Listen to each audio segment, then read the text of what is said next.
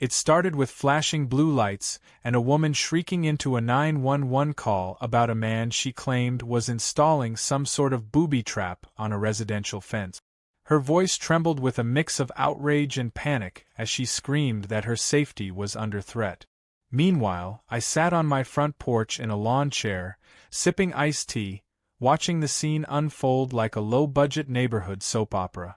The so-called trap? A simple, legally installed lock on my gate.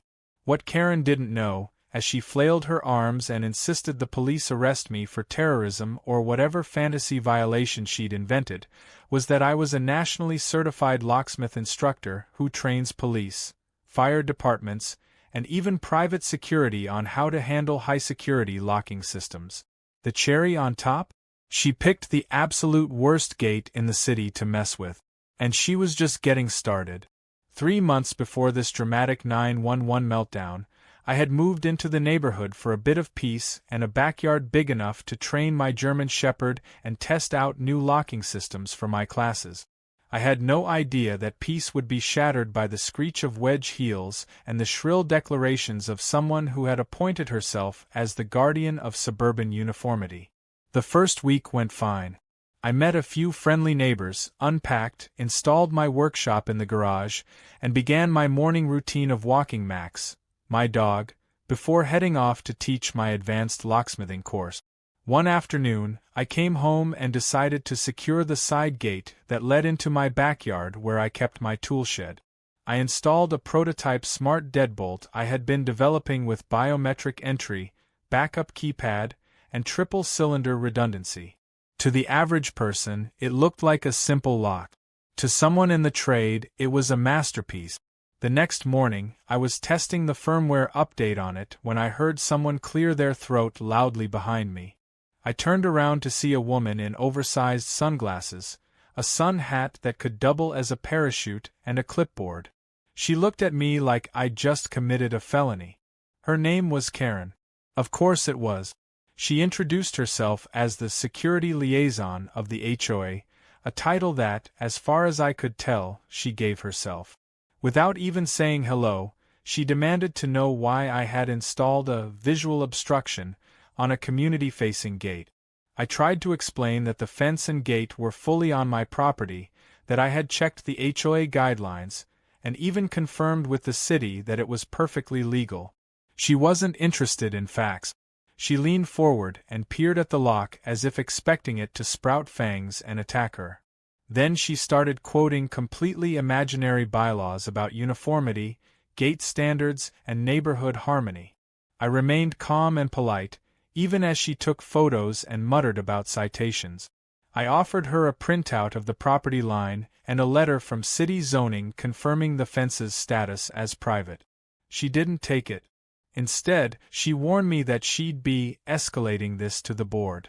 I shrugged, told her to have a nice day, and went back inside. That night, I heard a faint clicking noise near the gate around midnight. I turned on my security camera feed. Karen was standing there, flashlight in one hand, the other fumbling around the lock with what appeared to be a tube of glue. I watched as she squirted something into the keyhole and quickly ran back to her house. I couldn't help but laugh. She thought she'd locked me out of my own gate. What she didn't realize was that the prototype had a flush cleaning function and a micro camera embedded just beneath the keypad. I had her recorded in high resolution, clear as day. I decided not to confront her directly. Not yet. Instead, I upgraded the lock. This time I added an encrypted Wi-Fi signal transmitter that logged every interaction, temperature variation, and tampering attempt. I also installed an internal proximity alert that would notify me via phone whenever someone approached within 2 feet. Over the next week, the system recorded multiple attempts at sabotage. Superglue, gum, and even a small hammer attempt, though she gave up before doing much damage. Each time, I cleaned the lock, reinforced it, and smiled a little wider. The neighborhood gossip mill was churning by now, and half the people thought I was some kind of eccentric inventor, while the other half started avoiding eye contact with Karen. Then came the 911 call. Apparently, Karen had finally had enough of being defeated by cold metal and logic. She stood outside the gate, phone pressed against her cheek, pacing in her robe and yelling at the dispatcher that she was being targeted by someone with military-grade hardware, and that children could get trapped. The dispatcher asked if any children were present. Karen said no. The dispatcher asked if there was a fire. Karen said no. A burglary? Again, no. Still, because the word device was used and Karen insisted it was a threat, officers were dispatched. 2 patrol cars pulled up with sirens off but lights still flashing. I came out holding my coffee, nodded politely, and waited. One of the officers, clearly expecting something more exciting, asked me to explain the device. I pulled out my certification badge, showed him the lock, and demonstrated the unlocking process using both the keypad and fingerprint scanner. I explained that it was a prototype for a course I teach at the State Law Enforcement Academy. The other officer, who had been stone-faced up until that point, chuckled. He recognized me. Apparently, I had given a guest lecture at his precinct last year. He looked over at Karen and said, "Ma'am, this isn't a security threat. This is a home improvement." Karen's face went pale, then red, then pale again. She tried to argue but was cut off when the officer asked her if she had stepped onto my property without permission. She stammered, then changed the subject. The officers left with a warning to her not to make false emergency reports. She stared at me like I had just cast a spell. I thought that might be the end of it. But Karen wasn't the type to give up. She wasn't just angry now, she was humiliated. And when a Karen gets humiliated, she upgrades to full-blown sabotage mode. I had no idea what she would try next, but I had a feeling this was only the beginning. I walked back to the porch, took a long sip of my tea, and looked at the gate. The lock blinked blue and green, confirming everything was in perfect working order. I smiled to myself. This wasn't just a battle of locks anymore. This was a test of patience, preparation, and precision. And in all 3 I was trained to perfection. Let the games begin. The day after the police left my property shaking their heads, I figured maybe, just maybe, Karen had gotten the message. I was wrong. If anything, the 911 embarrassment only poured gasoline on whatever fire burned inside her, because by the following weekend, I received a notice slipped under my door.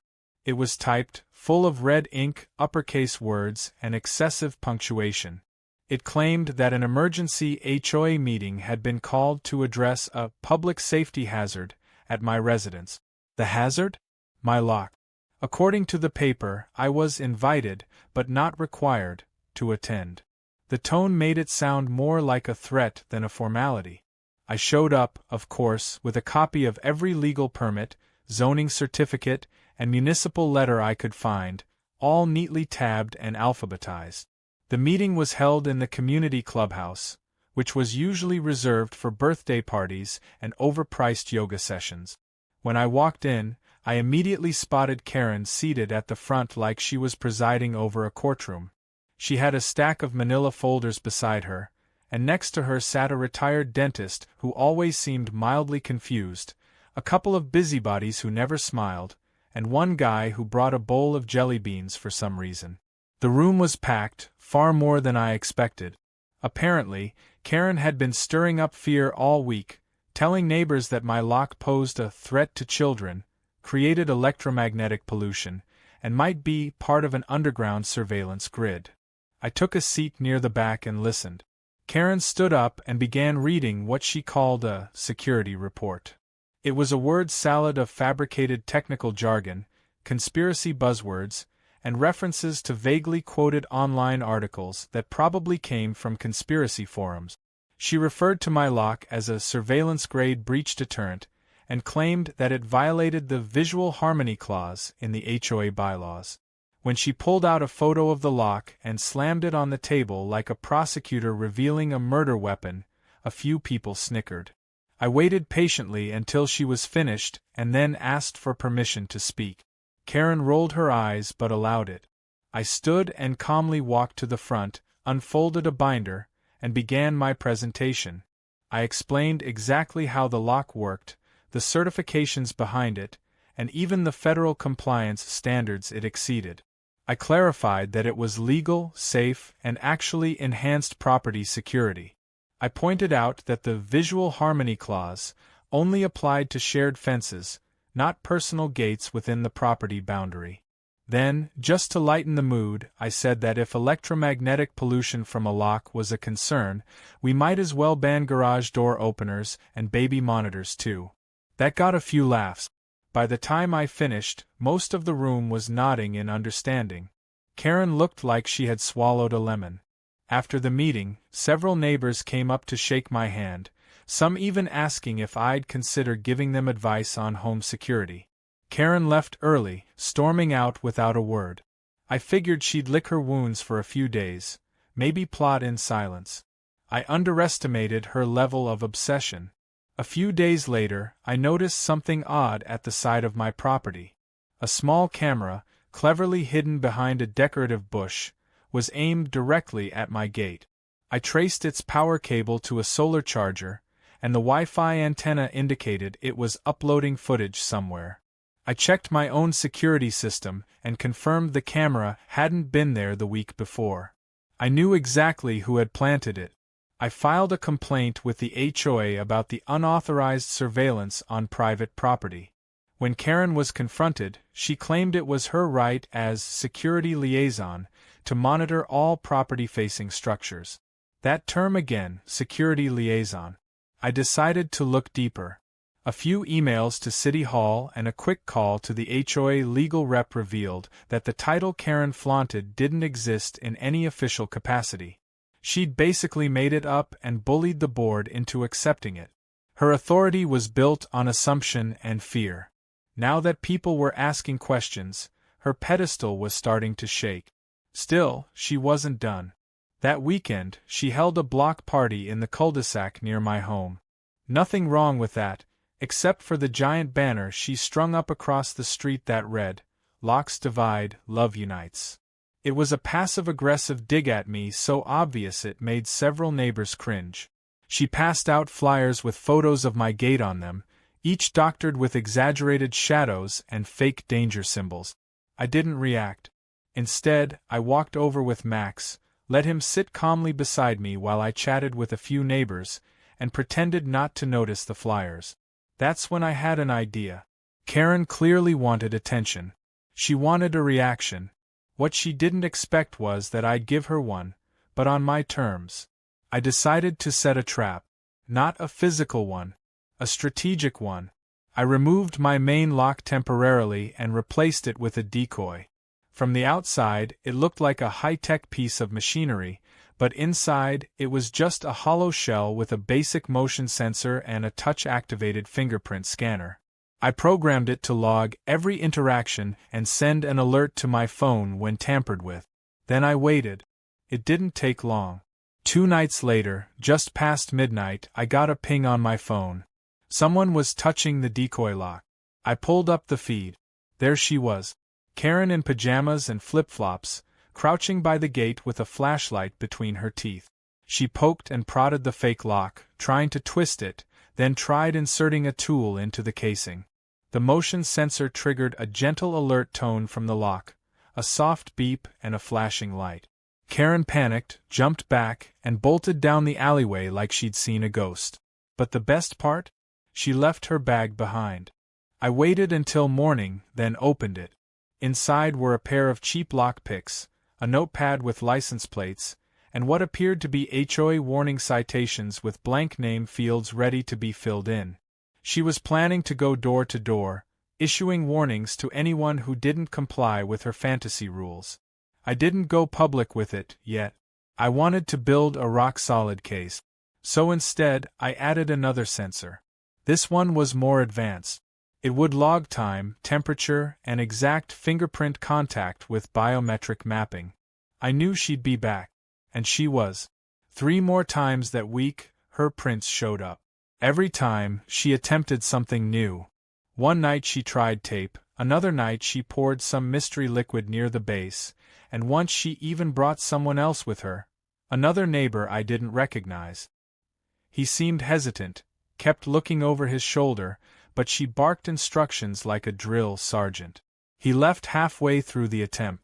She stayed, muttering something I couldn't quite hear on the footage, but it sounded like she was trying to convince herself she was the hero in some strange suburban war. At that point, I decided to act. I compiled all the footage, logs, fingerprint readings, and timestamps into a neat little dossier. I made 3 copies. One for the police, one for the HOA board, and one to keep in my own files. But instead of turning it in just yet, I decided to do something that would flip the narrative entirely. If Karen wanted to wage a battle of control and perception, I would give her something even she couldn't sabotage, a public invitation she couldn't ignore. I announced that I would be hosting a free home security workshop at my place the following weekend. Everyone was welcome, even Karen. I posted flyers around the block, advertised it on the HOA bulletin, and even got a few RSVPs from curious neighbors. I set up a folding tent, laid out a display of various locks, safe latches, smart sensors, and even a few prototypes for people to try. Karen didn't show up, at least not at first. But I knew she wouldn't be able to stay away forever. She needed to know what I was up to. And when she finally did show up, watching from a distance behind her sunglasses, I made sure to wave. Because she didn't realize it yet, but her entire narrative was already unraveling, and she was the one pulling the thread. By the time the workshop ended, I had more neighborhood fans than I knew what to do with. Parents asked questions about safe locks for garage doors.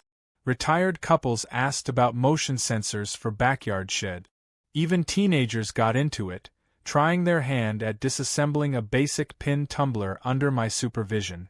I made it a light-hearted event, gave away a couple of cheap lockpicking kits as prizes, and demonstrated how common house locks could be bypassed in under a minute if improperly installed. It wasn't just a show of skill, it was an education. People left smiling, laughing, and most importantly, knowing that the guy Karen had branded as a threat was, in fact, the person they'd call if something actually went wrong. Karen, meanwhile, hovered like a vulture. She never stepped into the workshop zone, but she watched from across the street, arms folded so tightly her fingernails must have been digging into her palms. At one point, she pulled out her phone and began filming. I waved to her like we were old friends. That only made her glare harder. I knew she was trying to find something, anything, to use against me, but everything was legal, clean, and community-oriented. The harder she searched for dirt, the more ridiculous she looked. Her control was slipping. But I also knew someone like Karen wouldn't go down quietly. Her next move was going to be louder, riskier, and far more desperate. It came 2 days later when I heard tools clanging in the middle of the night. I checked my camera feed, and sure enough, there was a man I didn't recognize crouched next to my gate, working on the lock with alarming focus. He had a tool bag beside him and a flashlight held between his teeth, just like Karen had done. But he moved with professional precision, not amateur fidgeting. I paused the video, zoomed in on his face, and my jaw clenched slightly. His name was Greg, and he was a locksmith. More specifically, he was a former student who dropped out of my advanced course after failing the ethics module. I hadn't seen him in years. He wasn't wearing any company branding, no ID badge, nothing that made him look official. I turned on my two-way speaker system and calmly said, "Greg, you're touching my property. You might want to rethink your choices." He froze like a statue. A few seconds later, he looked directly into the camera and sighed. Then, like a school kid caught cheating on a test, he slowly backed away and started gathering his tools. I opened the front door and walked out. Greg looked at me, eyes full of regret. "She told me it was her gate," he muttered. "Said it was HOA property and that you were vandalizing it." I didn't yell or accuse.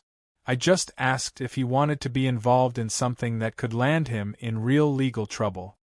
He shook his head, apologized, and left. I never saw him again. The next morning, I received a formal complaint taped to my door. This time not from Karen, but from the HOA itself.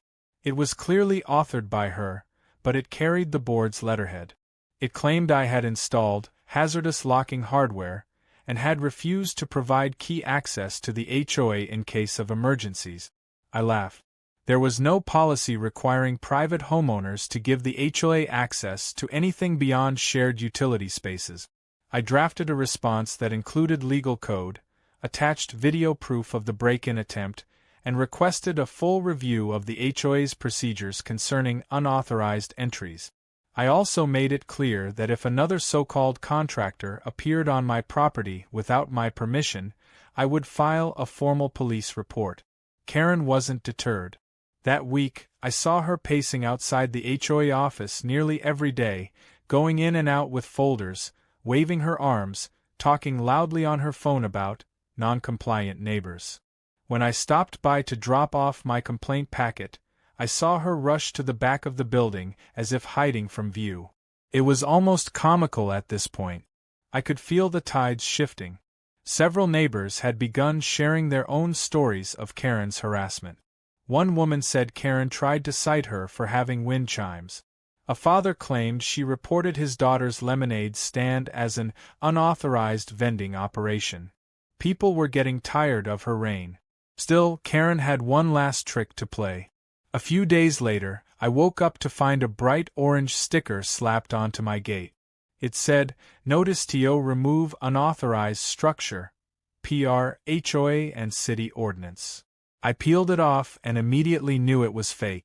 The font was wrong, the paper too flimsy, and most importantly, there was no case or ordinance number printed. Just vague threat. I took the notice inside, pulled out my ultraviolet light and scanned it. Sure enough, there was no official watermark. But I did find faint pen marks, as if someone had traced a city logo to copy it. That's when I knew I had her. I drove down to the city permit office and requested an official inquiry.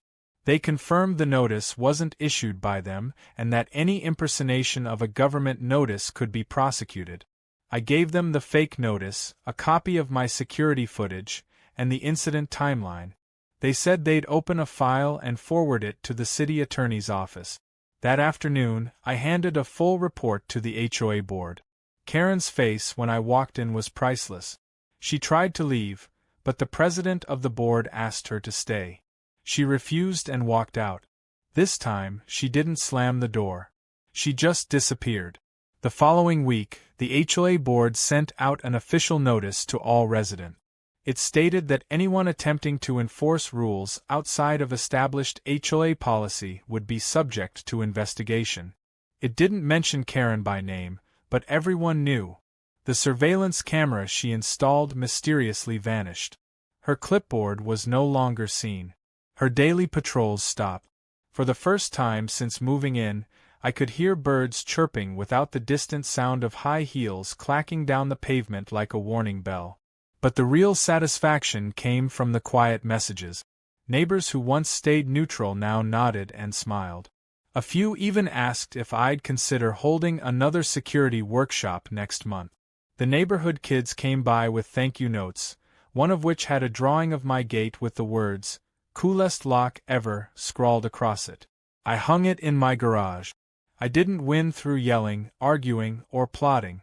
I won with patience, facts, and a camera lens sharper than Karen's forked tongue. Still, I knew it wasn't over. People like Karen don't vanish. They retreat. They lick their wounds. They wait for a moment to reclaim their little fiefdom. But this time, I wasn't just some unsuspecting neighbor with a fancy lock. I was the guy who exposed her fake authority, neutralized her lies, and turned the community against her antics without ever raising my voice. And I had more than locks now. I had eyes, ears, and most of all, allies.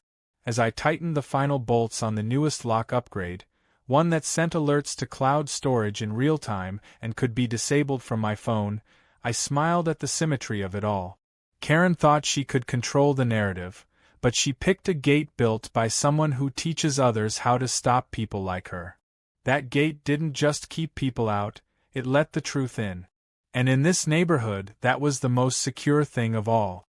The calm that settled over the neighborhood in the weeks after the fake removal notice didn't last long. Karen had gone quiet, and that silence was more dangerous than all her shouting. People assumed she had learned her lesson, but I knew better. People like Karen don't surrender. They regroup. They scheme in silence. And then they strike when they think no one's looking. I began noticing signs. Her car, once parked in her driveway like clockwork, now showed up in random spots along the street as if she were trying to observe from new angles. Her house lights flickered at strange hours. A new drone buzzed faintly over my yard one afternoon, vanishing the moment I pointed my phone camera at it. It didn't take long for me to confirm that she was still very much invested in my gate. So I decided to bait her again, but this time it wouldn't just be about proving a point. It would be about creating undeniable proof. I removed my decoy lock and reinstalled the original prototype with updated firmware. This version had internal vibration sensors, heat mapping, and a new feature I'd been testing for my students: audible warnings. I programmed the lock to issue calm but firm verbal responses when tampered with. Nothing aggressive, just enough to startle someone who didn't know it was coming. I also layered in motion-triggered lighting that would activate in a 10-foot radius and switch on floodlights with a soft alarm tone. Then, to really provoke her, I installed a bright blue sign next to the gate that read, "Private Property. Lock Technology Under Test. Please do not touch." It was perfectly legal, perfectly polite, and practically a siren call to someone like Karen. She wouldn't be able to resist something that both asserted authority and subtly excluded her. And I was right. That Friday night, at exactly 1:42 a.m., the motion sensor pinged my phone. I watched from bed as the screen lit up with Karen's hunched figure approaching the gate, glancing around nervously. She reached out and touched the lock. The voice activated immediately, saying, "This is a private security device. Please do not tamper with this lock. Your presence has been recorded." Karen jumped back, stumbled, then froze. Her hands shook as she backed away. But before she could fully retreat, she tripped over a decorative garden light I had repositioned slightly earlier that evening. She fell sideways into the bushes with a soft thud and a loud oof. I didn't need to intervene. I knew the cameras had everything. She picked herself up, brushed off her pajama pants, and scurried home like a cat caught stealing food. This time, I decided it was time to share the footage. The next day, I emailed the video, along with previous tampering logs, to the HOA board and the City Code Enforcement Office. I didn't accompany it with a rant, just a calm, well-written note outlining the timeline, violations, and the emotional stress it had caused. I didn't request any specific punishment. I simply stated that I was escalating the matter due to continued harassment and safety concerns. The response came swiftly. Within 48 hours, the HOA board announced an emergency hearing to address behavioral breaches by an HOA member that had put the association at legal risk.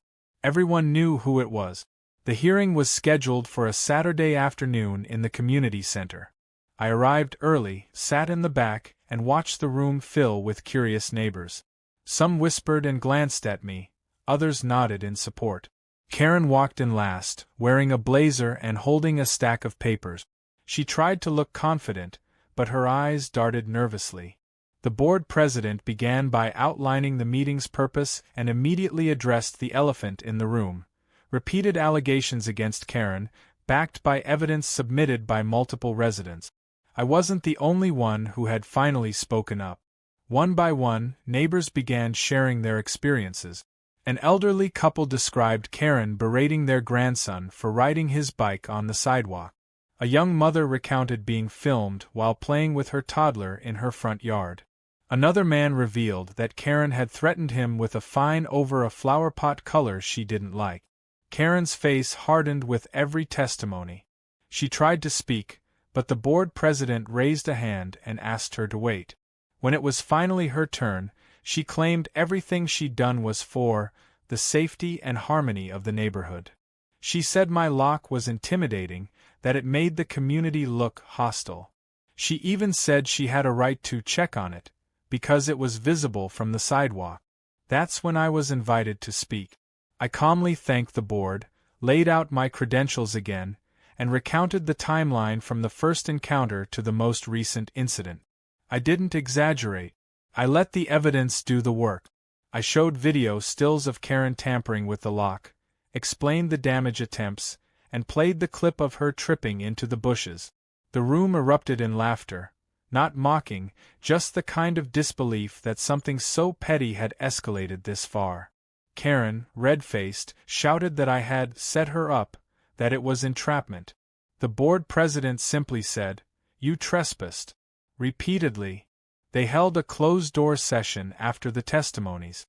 An hour later, they returned and announced that Karen would be temporarily removed from any leadership role, barred from enforcing or interpreting HOA guidelines, and warned that future violations could result in permanent expulsion from the board and legal consequences. It wasn't jail time. It wasn't a restraining order. But it was a victory. A quiet, legal, and thoroughly satisfying victory. Karen stormed out without saying a word. She didn't even look at me. I didn't celebrate outwardly. I just sat for a moment and let the calm wash over me. For the first time in months, the air didn't feel heavy. But I wasn't done yet. I knew Karen would still try to claw back some influence. So I installed one final element into my gate setup. A mock puzzle box, mounted to the side, labeled Emergency Bypass Access, Authorized Use Only. It had no actual function, just a few fake buttons, a locked latch, and a coded screen. I told no one what it was, just let it sit there. Within days, I saw Karen approach it, squint at the buttons, poke at the screen, and curse under her breath when nothing happened. I had angled one of my cameras directly at the box and began receiving delightful clips of her frustrated attempts to crack the code. It became my private comedy series. Later that week, I received a knock on my door. It was the HOA president. He shook my hand, thanked me for handling the situation with such restraint, and asked if I'd be interested in consulting for the association's new security policy draft. I agreed, but with one condition, that no member be allowed to enforce policies unless officially appointed, trained, and reviewed. He nodded and said he'd make that the first item on the list. That evening, I walked Max past Karen's house. Her blinds were shut tight. Her lawn, once obsessively groomed, had grown slightly uneven. No security patrol, no barking orders, no clipboard in sight. I almost felt a sliver of pity. Almost. But then I remembered the glue in my locks, the fake citations, the fake government sticker, and the countless sleepless nights waiting to see if she'd vandalize something else. And I reminded myself that people like her don't change. They just wait for the rules to bend. I returned home, checked the lock one more time, and saw the green confirmation light blink steadily. I tapped my phone and reviewed the system diagnostics. No tampering, no intrusions, all sensors clean. For the first time in a long time, I set my phone on the table and walked away. No need to keep watching. The lock was fine. The house was quiet. And the gate had done its job, not just holding back an intruder, but revealing one hiding in plain sight. Weeks passed, and the once tense atmosphere of the neighborhood gradually shifted into something lighter, almost pleasant. Without Karen's daily patrols, her passive-aggressive flyers, or her whisper campaigns at community events, people began to relax. The difference was subtle but undeniable. Kids played on the sidewalks longer, families took evening walks without looking over their shoulders, and the phrase HOA no longer made everyone flinch. It wasn't that Karen had disappeared completely. She was still there, tucked inside her house like a moth sulking in a jar, but her presence no longer dictated the rhythm of the community. Her power had been unraveled thread by thread, and now all that remained was her bitterness, which she clutched like a badge no one respected anymore. I didn't parade around like some neighborhood hero. That was never the point. But people remembered how the entire drama had started, over a lock. A simple piece of security hardware installed to protect a backyard and a shed. Karen had turned that lock into a symbol of rebellion, control, and territory, and I had flipped it into a mirror showing her true reflection. The funniest part was that my actual lock, the original one, not the decoy or the puzzle box, had remained untouched ever since the hearing. Not a scratch, not a smear of glue, not a whisper of sabotage. It sat there in silence, blinking calmly every time I passed, as if acknowledging its own small part in the quiet revolution that had taken place. One morning, I opened my mailbox and found something unexpected. It was a handwritten envelope with no return address. Inside was a short letter on plain stationery. It read, "I shouldn't have gotten involved. I didn't know what she was really like. I'm sorry for the part one played." There was no name, but I recognized the handwriting. It was the man who had helped Karen that one night near the gate, the one who'd backed off halfway through the tampering attempt. Apparently, he had regrets. I folded the letter neatly and placed it in a folder where I had kept all the documents and evidence from this ordeal. Not for revenge, not for leverage, just as a quiet record of what had been endured and overcome. A few days later, I got a call from a local journalist who had heard about the HOA incident from someone on the board. They were doing a piece on overreach and personal privacy conflicts in suburban communities and asked if I'd be willing to speak anonymously. I agreed, on one condition, that the story not be about shaming Karen but rather about how unchecked authority in the wrong hands can spiral into chaos. The article came out the following week, and while my name wasn't included, anyone in the neighborhood who read it knew exactly who the story described. It circulated quickly, and I began receiving messages from people across the state, some even from out of state, asking about lock recommendations, sharing their own HOA horror stories, or simply saying thank you for standing up in a way that didn't involve screaming or retaliation. Inspired by the response, I decided to launch something I had been considering for a long time. I started offering free monthly workshops at the community center, not just for locks and home security, but also about homeowner rights, understanding HOA contracts, and how to push back legally against intimidation tactics. I even invited a couple of local attorneys to guest speak about fair housing laws. Attendance grew each month. Families, elderly couples, newlyweds, even high school students started showing up. It wasn't just a neighborhood anymore. It was becoming a community that educated itself, protected itself, and stood up for one another. And all of it traced back to one act of defiance against a petty demand to remove a gate lock. Then, something unexpected happened. During one of the Saturday workshops, a quiet teenager approached me after the session and asked if I could help him learn more about locksmithing. He said he'd always been interested in how things worked, but his school didn't offer anything like that. I told him to stop by my place the next week. Within 2 months, I had 3 teens coming regularly, learning basic mechanical locks, digital setups, and even soldering small circuits. One of them said he was planning to study engineering because of it.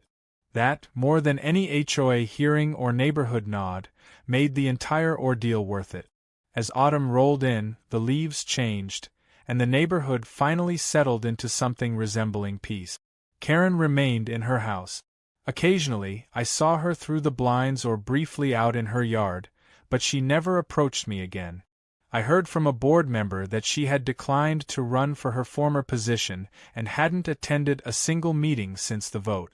Whether she was biding her time or simply humiliated beyond repair, I didn't know. And honestly, I didn't care anymore. She had chosen the path, and she had arrived exactly where it led. One final moment of irony came during a community cleanup event hosted by the new HOA leadership. They invited residents to contribute old tools, paint, and supplies to a donation shed near the park. As I walked by with a box of spare padlocks and training locks, I noticed one item prominently displayed at the table, a brand new gate lock. A kid pointed at it and said, "Just like Mr. Lock Guy's gate." I laughed and nodded. A few minutes later, I installed it on the donation shed, and the whole event gave me a sense of quiet closure. Not with fanfare, not with confrontation, just through small actions that outlasted the chaos. As for the infamous lock on my gate, it stayed right where it belonged.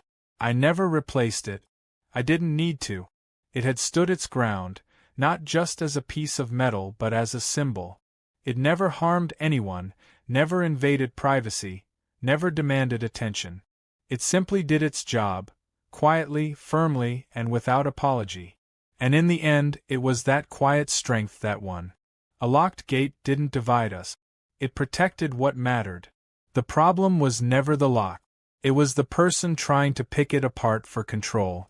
Looking back, I realized something unexpected.